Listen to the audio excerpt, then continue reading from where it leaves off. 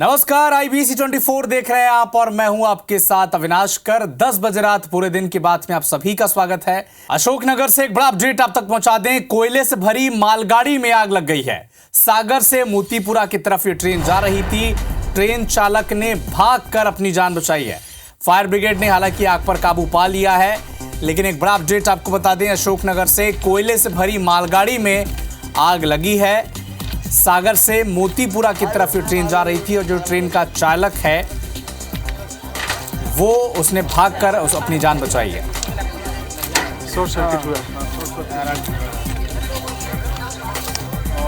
तो मालगाड़ी के इंजन में आग लग गई। सीमरखड़ी स्टेशन के पास की घटना बताई जा रही है। अशोकनगर में मालगाड़ी के इंजन में आग लगी। कोयले से ये लदी हुई थी। चालक भागकर उसे अपनी जान बचानी पड़ी।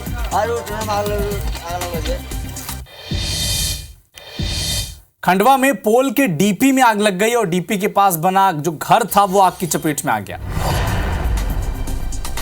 आग से घर में जो रखा सामान था वो जलकर खाक हो गया है। फायर ब्रिगेड की टीम आग बुझाने में जुटी हुई है।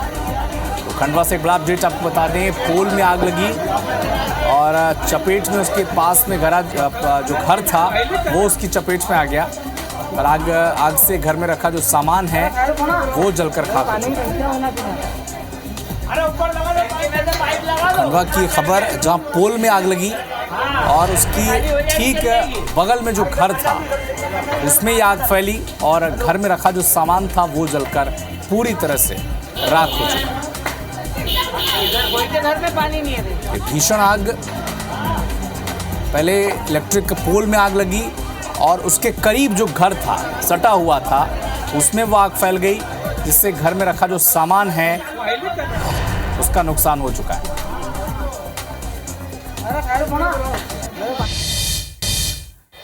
इंदौर में स्पा सेंटर पर पुलिस ने दबिश दी है। 7 महिलाएं 2 पुरुषों को बकायदा पकड़ा है। क्रिस्टल स्पा में यह सेक्स रैकेट संचालित हो रहा था। सहयोगितागंज थाने की पुलिस ने यह कार्रवाई की है। स्पा सेंटर पर 7 महिलाओं और 2 पुरुषों को पुलिस ने पकड़ा है। क्रिस्टल स्पा में सेक्स रैकेट संचालित हो रहा था। तो एक बड़ा अपडेट इंदौर से बता दें, सहयोगितागंज थाने की पुलिस ने कार्रवाई की है। 7 महिलाएं 2 पुरुषों को पुलिस ने हिरासत में लिया है। क्रिस्टल स्पा सेंटर में यह पुलिस ने एक्शन लिया है।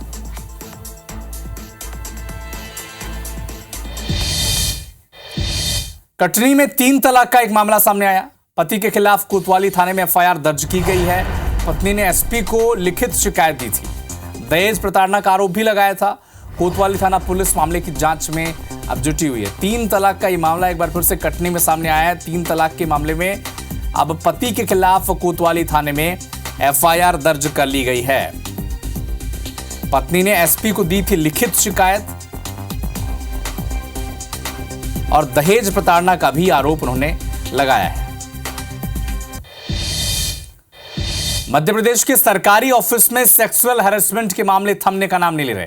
ताजा मामला ग्वालियर का है, जहां पर एक तहसील के तहसीलदार पर महिला कर्मचारियों से सेक्सुअल हैरेसमेंट का आरोप लगा है। मामले की गंभीरता को देखते हुए ग्वालियर कलेक्टर ने कार्यस्थल पर होने वाली शिकायत की जांच के लिए स्थानीय परिवाद समिति को यह जांच सौंप दी है। इस मामले में अब समिति सोमवार को सुनवाई करेगी। आरोपी तहसीलदार इसे अपने खिलाफ साजिश बता रहे हैं। ये भी बता दें कि ग्वालियर कलेक्ट्रेट में कुछ दिन पहले एक सेवी महिला है, उन्होंने तहसीलदार के खिलाफ शिकायत की थी। आरोप लगाया था कि तहसीलदार ने कार्यस्थल पर अपनी साथी चतुर्थ श्रेणी महिला कर्मचारी के साथ सेक्सुअल हैरेसमेंट किया था। परेशान होकर महिला कर्मचारी ने ADM को आवेदन देकर निवेदन किया था कि उसे सिटी सेंटर ऑफिस से हटाकर कहीं भी पदस्थ कर दिया जाए। तो ये कोई पहला मामला नहीं जो आरोप इन पर लगाए, इससे पहले भी आरोप लग चुके हैं। नहीं, एक शिकायत यहाँ प्राप्त हुई है। उसमें किसी अन्य व्यक्ति ने, सामाजिक कार्यकर्ता ने कोई एक पत्र दिया है, इससे यौन उत्पीड़न से संबंधित है। तो उसमें जो स्थानीय परिवार समिति है वो इसमें जांच करेगी, उसको प्रकरण दिया गया। अभी एलिगेशन जो शिकायत हुई है मुझे मीडिया के माध्यम से ज्ञात हुआ है। हमारे वरिष्ठ अधिकारियों ने किसी ने मुझे से पक्ष रखने के लिए या इस प्रकार कोई नोटिस अभी तक नहीं दिया है। गेट पे किराए के मकान में रहते हैं, वहाँ सब महिला कर्मचारियों को बुलाते हैं और दवा बना दीजिए, बिल्कुल झूठ है। मेरी जाँच करा ली जाए। किला गेट में कोई भी मकान में किराए से ले, कभी गया भी नहीं हूँ। शादीशुदा जिंदगी के बावजूद अवैध संबंधों ने कई जिंदगियों को तबाह कर दिया। ऐसा ही मामला भोपाल में सामने आया, जहां महिला को उसके ही प्रेमी ने मौत के घाट उतार दिया। मृतका शादीशुदा थी और एक 11 साल के बच्चे की मां भी थी। इसके बावजूद उसने पति से चोरी छुपे एक युवक के साथ लिव इन में रही और उसका लिव इन पार्टनर ही उसकी मौत की वजह बन गया। बताया जा रहा है कि केरल की रहने वाली जो माया है, इस महिला का नाम माया है, ये नौकरी के लिए भोपाल पहुंची। इसी दौरान उसकी मुलाकात दीपक कटियार से हुई। इसके बाद दोनों की दोस्ती प्यार में बदल गई। महिला का जो पति था वो केरल में रहता था, इसलिए इसे मौका मिल गया लिव इन में रहने का। ये दोनों भोपाल में लिव इन में रहने लगे। इसी बीच माया और दीपक ने आर्य समाज में शादी भी कर ली। विवाद के बाद माया से परेशान होकर दीपक ने घर वालों के दबाव में आकर एक और जगह शादी कर ली। लेकिन अब जो माया है, जिनके साथ वो लिव इन में रह रही थी, उसने युवक पर दबाव बनाया और उसकी जो दूसरी पत्नी है उसे सच बताने की धमकी भी दी। इस बात से नाराज युवक ने अपनी लिव इन पार्टनर की हत्या कर दी। पुलिस में अभी जब उसने कबूला है तो घटना जब स्पॉन्टेनियस मोमेंट पे जो मर्डर हो गया, उसके बाद उसने 2-3 घंटे तक कहीं बाहर नहीं बताया। उसके बाद फिर षड्यंत्र पूर्वक जो है दूसरे हॉस्पिटल में फ़ोन करा के वहाँ से गाड़ी बुला के एम्बुलेंस बुला के उधर पहुँचा दिया और वहाँ से हमें MLC मिला है और फिर हमारी जांच वहाँ से शुरू हुआ। रायपुर प्रशासन फायर फाइटिंग सिस्टम को लेकर कितना लापरवाह है, इसकी बानगी शुक्रवार को हुई आगजनी वाली जगह से केवल 100 मीटर दूर स्थित फायर ब्रिगेड के सब स्टेशन में देखने को मिल सकती है। इस सब स्टेशन को तत्कालीन महापौर तरुण चटर्जी ने 22 साल पहले बनवाया था, ताकि इसमें कम से कम 4 दमकल वाहन खड़े हो सकें और इस इलाके में आगजनी की घटना अगर घटी तो गाड़ियां पहुंचने में समय न लगे। लेकिन आज तक प्रशासन ने इसका इस्तेमाल नहीं किया है।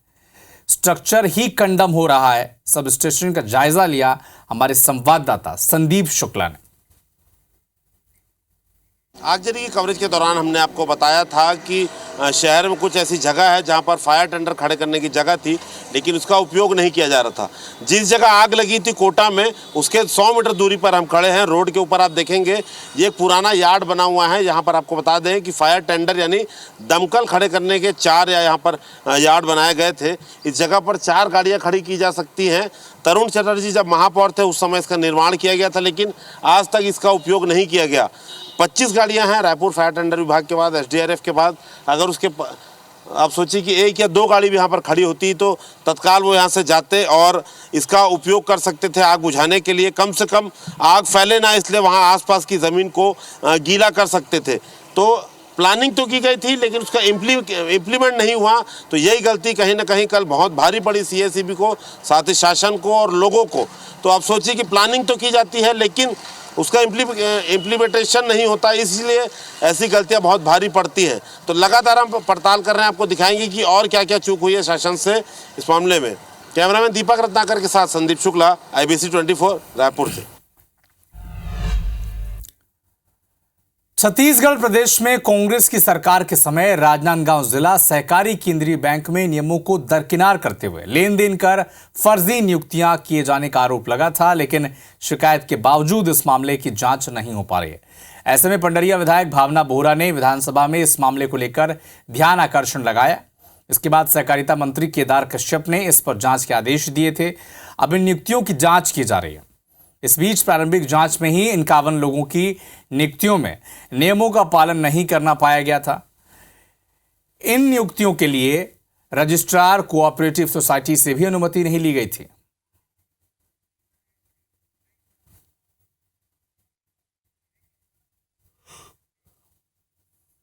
हमारे जो सहकारिता मंत्री केदार कश्यप जी, उनने निर्देशित करके एक ज्वाइंट रजिस्ट्रार हैं, उनके नेतृत्व में एक टीम गठित किया, जो पिछले 2 दिनों से राजनांदगांव में बैठ करके जिन लोगों की नियुक्ति हुई थी उनसे और जो प्रक्रिया अपनाई गई थी उस सब विषय को लेकर के जांच की कार्रवाई प्रारंभ की हुई है।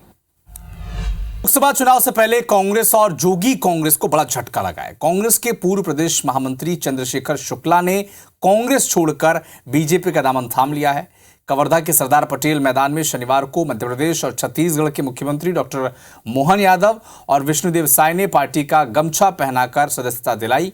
इस मंच पर जोगी कांग्रेस के युवा जिलाध्यक्ष अश्विनी यदू ने अपने 250 समर्थकों के साथ बीजेपी में प्रवेश किया। इस दौरान मंच से ही भरी सभा में चंद्रशेखर शुक्ला ने पूर्व मुख्यमंत्री भूपेश बघेल को गोबर चोट्टा कह दिया और फिर बाद में मीडिया के से जब बातचीत हुई तब भी गोबर चोरी करने का आरोप लगाया।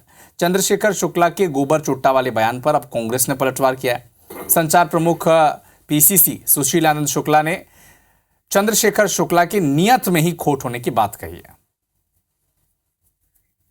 इंडिया गठबंधन के नेता मन तो चारा खाते, हमारे यहाँ के पूर्व मुख्यमंत्री भूपेश बघेल से गोबर खाए, गोबर चोट्टा सुने हो आप मत, कहीं भी अब गोबर पिचरिया नहीं दिखाते।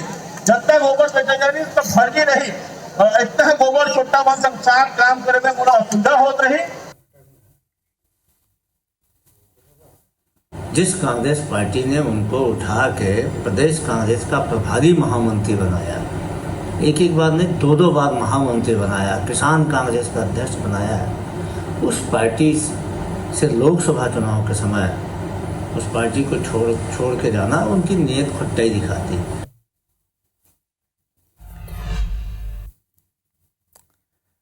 वित्त मंत्री ओपी चौधरी ने सक्ती में जांजगीर लोकसभा क्षेत्र के कार्यकर्ताओं की बैठक ली, उन्हें रिचार्ज किया, जीत का मंत्र भी दिया। ओपी चौधरी ने कहा कि नरेंद्र मोदी ने अपने जीवन का पल पल और शरीर का कण कण जनता के लिए समर्पित किया है। परीक्षा की घड़ी में बीजेपी को जनता जरूर आशीर्वाद देगी।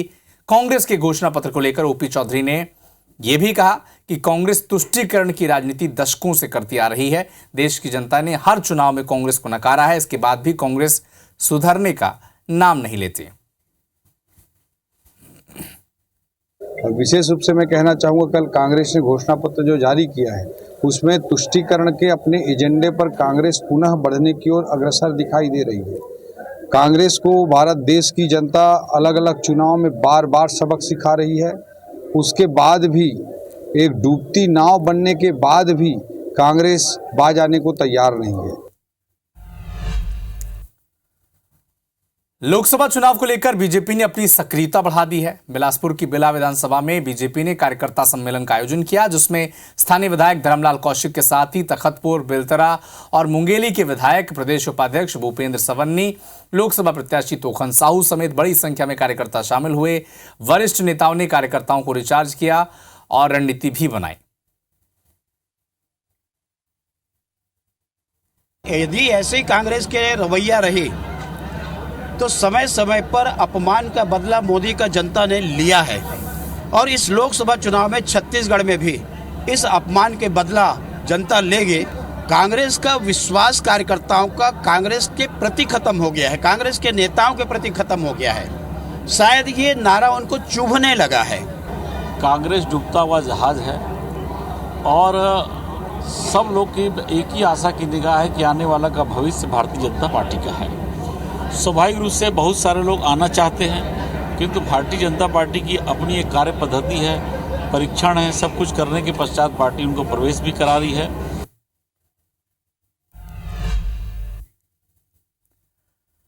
पेंड्रा के कोटमी गांव में आयोजित कर्मा जयंती में शामिल होने के लिए छत्तीसगढ़ के नेता प्रतिपक्ष चरणदास महंत वहां पर पहुंचे। उन्होंने बीजेपी के 400 पार के नारे पर सवालिया निशान लगाया, कहा कि सरकार कम सीटों में भी बनाई जा सकती है। अब भी उनकी सरकार है पर 400 सीटों से कम पर है। बीजेपी का नारा 400 पार का देश में तानाशाह स्थापित करने और लोगों को सुविधाओं से वंचित करने के लिए है। इसका मकसद लोगों को अधिकारों से वंचित करना है। महंत ने कहा कि इसे स्वस्थ लोकतंत्र रहने दीजिए। हमारे पूर्वजों ने खून पसीना बहाकर यह आज़ादी हासिल की है, अब इसे ऐसे ही रहने दीजिए। महंत ने कांग्रेस के घोषणा पत्र के बारे में कहा कि भारत को आगे बढ़ाने न्याय और न्याय यात्रा की जरूरत है। कि अच्छा किया आपने उधर नहीं पूछा, बाहर पूछ रहे हैं। न्याय पथ का नाम हमने दिया है। राहुल जी ने जो यहाँ यात्रा की मणिपुर से लेके बॉम्बे तक, हमारे को न्याय प्रॉपर हम नहीं दे पा रहे हैं। अपने नौजवानों को अपनी महिलाओं को, अपने श्रमिकों को, तो न्याय दिलाने के लिए उन्होंने हर 5 जो हमारे स्तंभ हैं उनको न्याय देने की बात कही है। भारतीय जनता पार्टी अपना 45वां स्थापना दिवस मना रही है। एमपी में बीजेपी के स्थापना दिवस के मौके पर कई कार्यक्रम का आयोजन किया गया। राजधानी भोपाल स्थित बीजेपी मुख्यालय में मुख्यमंत्री मोहन यादव, प्रदेश अध्यक्ष वीडी शर्मा, चुनाव प्रभारी महेंद्र सिंह, तमाम पदाधिकारी की मौजूदगियों में झंडारोहण किया गया। इस दौरान प्रदेश अध्यक्ष वीडी शर्मा ने कहा कि आज हमारा सौभाग्य है, ये अमृतकाल है और दुनिया का सबसे बड़ा दल भारतीय जनता पार्टी है, तकनीक से युक्त है और हर बूथ पर 370 नए वोट की जो मुहिम है, जो अपील है, एक बार फिर से कार्यकर्ताओं को याद दिलाई गई। हमारा सौभाग्य है कि ये जो 45वां वर्ष भारतीय जनता पार्टी का स्थापना का है, इन 5 वर्षों के मैंने बंद कर दिया स्वर्ण जयंती वर्ष भारतीय जनता पार्टी मनाएगी और माननीय प्रधानमंत्री नरेंद्र मोदी के 2047 का विकसित भारत का संकल्प, तो ये अमृत काल की जो शुरुआत हुई है, तो स्वर्ण जयंती का काल है और ये अमृत काल है। हमने कल ही कांग्रेस का घोषणा पत्र देखा और उन्होंने कहा कि हम शिक्षा नीति का संशोधन करेंगे। आप बताइए, जिस कांग्रेस के सिर पे ये पाप है कि भगवान राम, भगवान कृष्ण और हमारा गौरवशाली सांस्कृतिक इतिहास का जो अतीत इतना गौरवशाली है, कांग्रेस ने वो सारे पाठ्यक्रम समाप्त कर दिए। तो फिलहाल इस बुलेटिन में इतना ही, लेकिन देश दुनिया के साथ एमपी और छत्तीसगढ़ के हर अपडेट के लिए आप जुड़े रहिए हमारे साथ। नमस्कार।